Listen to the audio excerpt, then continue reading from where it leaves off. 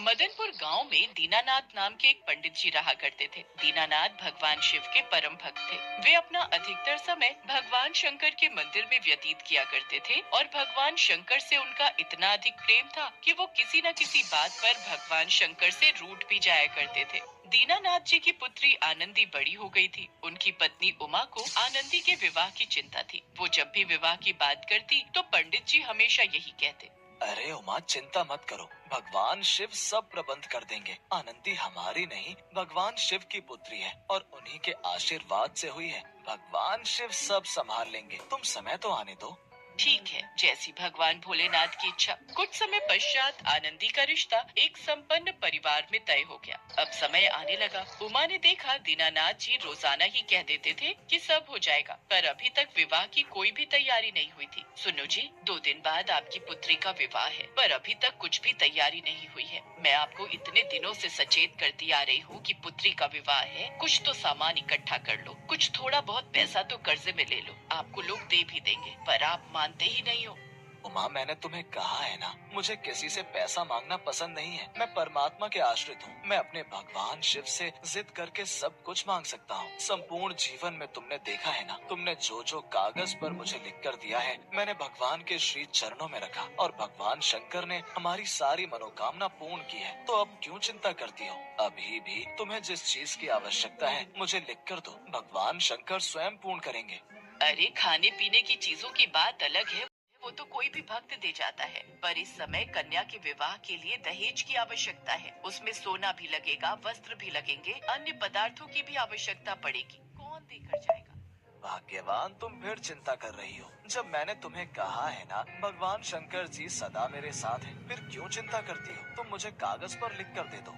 शुरू से ही पंडित जी कागज पर लिखवा कर सामान ले जाते थे और मंदिर में भगवान शंकर के समक्ष रख देते थे, और वो सामान भगवान शंकर के चमत्कार से अपने आप पूरा हो जाता था। इस बार भी दीनानाथ जी को पूरा विश्वास था कि उनकी पत्नी उमा कागज पर जो भी लिखेंगी, भगवान शंकर उस मनोकामना को पूरा जरूर करेंगे। उमा ने कागज में दहेज का सारा सामान लिख कर दे दिया। वैसे तो एक कागज बनता था, आज 8 कागज बनकर तैयार हो गए। दीनानाथ जी ने कागज की लिस्ट भगवान शंकर के समक्ष रख दी और प्रार्थना करते हुए कहने लगे। हे प्रभु, मैंने तो आपके ऊपर सदा सच्चे मन से यकीन किया है। आपके प्रति मेरी निष्ठा भी सच्ची है, मेरा विश्वास भी सच्चा है। 2 दिन बाद मेरी कन्या का विवाह है, जिसके लिए दहेज की आवश्यकता है। अब आप ही इसे पूर्ण कीजिए। इस प्रकार आंखों में आंसू भरकर दीनानाथ ने कागज भगवान शंकर के नजदीक रख दिया और अपनी सेवा में व्यस्त हो गए। दीनानाथ जी तो यहाँ पर भगवान शंकर की सेवा में व्यस्त हो गए। उधर एक संपन्न सेठ दीनानाथ जी के घर पहुँचे। कहिए, किनसे मिलना है? आज प्रातः काल दीनानाथ जी मेरे घर आए थे। उन्होंने कहा उनकी कन्या का विवाह है, उन्हें पैसों की आवश्यकता है। अब मैं तो दीनानाथ जी को बचपन से जानता हूँ। उनकी कन्या मेरी कन्या है। आपने जितने सामान की लिस्ट उनको बनाकर दी थी, वो सारा सामान मैं लेकर आया हूँ। उमा ने सोचा कि हो सकता है ये सेठ जी मेरे पतिदेव के मित्र हों। शाम को जब दीनानाथ जी घर आए तो उमा ने उन्हें सारा सामान दिखाया और सारी बात बताई। दीनानाथ जी समझ गए कि भगवान शंकर स्वयं मेरी पुत्री के विवाह का सामान देकर गए। अपनी पत्नी की बातें सुनकर उनकी आंखों में आंसू आ गए और वो रोते हुए बोले, मैंने तुम्हें कहा था ना उमा, भोले शंकर हमारे साथ हैं। वो कभी हमारे जीवन में कोई कमी नहीं रखते हैं। अब एक बात सुन लो उमा, जब तक भगवान शंकर मेरी पुत्री के विवाह में मेरे साथ नहीं चलेंगे, मैं तुम्हारे साथ शादी में नहीं चलूंगा।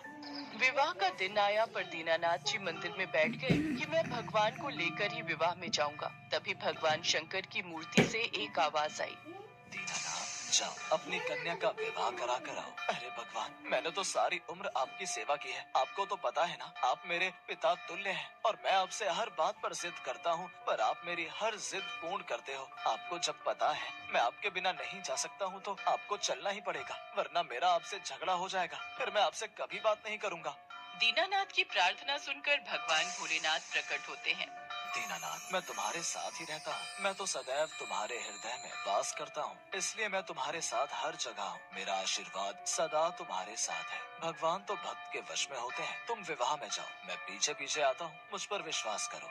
भगवान भोलेनाथ पर विश्वास करके दीनानाथ अपने परिवार के साथ विवाह में पहुंचता है। तभी वह देखता है कि विवाह में वही सेठ जी सेठानी जी और बच्चों के साथ विराजमान है। पंडित जी समझ जाते हैं कि साक्षात भगवान शिव पूरे शिव परिवार के साथ विवाह में सम्मिलित हो चुके हैं। दीनानाथ और उमा की खुशी का ठिकाना नहीं था। दीनानाथ भगवान शंकर और माता पार्वती के रूप में आए उन सेठ सेठानी के हाथों से अपनी पुत्री का कन्यादान करवाते हैं। थोड़ी देर बाद जब विदाई का समय आता है तो वो सेठ सेठानी वहाँ से अदृश्य हो चुके थे। दीनानाथ जी समझ जाते हैं कि भगवान ने दीनानाथ से किया वादा निभाया और दर्शन देने विवाह में सम्मिलित हो गए।